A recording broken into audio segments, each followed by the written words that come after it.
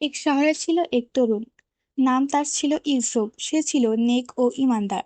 সবসময় নামাজ পড়তো, কোরআন শিখতো আর মানুষের ভালো চাইতো। তার কিছু বন্ধু ছিল যারা নামাজ পড়তো না, মদ ও খারাপ কাজে লিপ্ত থাকতো। ইউসুফ প্রতিদিন তাদের ভালোভাবে বুঝাতো, ভাই, দুনিয়ার জীবন ক্ষণিকের, আসো আমরা নামাজ পড়ি, আল্লাহর পথে ফিরে আসি।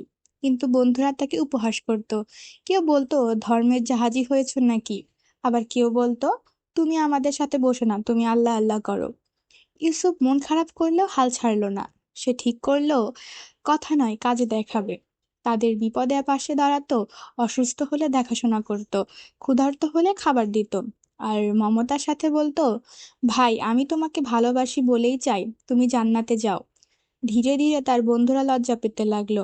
তারা বুঝলো, যাকে এত অপমান করেছি সেই আমাদের জন্য সবচেয়ে বেশি দোয়া করছে, সাহায্য করছে। একদিন নিজেরা ইউসুফের কাছে এসে বলল, আমরা ভুল করেছি, এবার তুমি আমাদের কোরআন শিখাও, নামাজ শেখাও। সেই দিন থেকে তারা বদলে গেল, আল্লাহর পথে ফিরে এলো। এই গল্প আমাদের শেখায়, দাওয়াত শুধু কথায় নয়, কাজে। আর ধৈর্য ভালোবাসাই হলো মানুষের হৃদয় জয়ের সবচেয়ে বড় উপায়।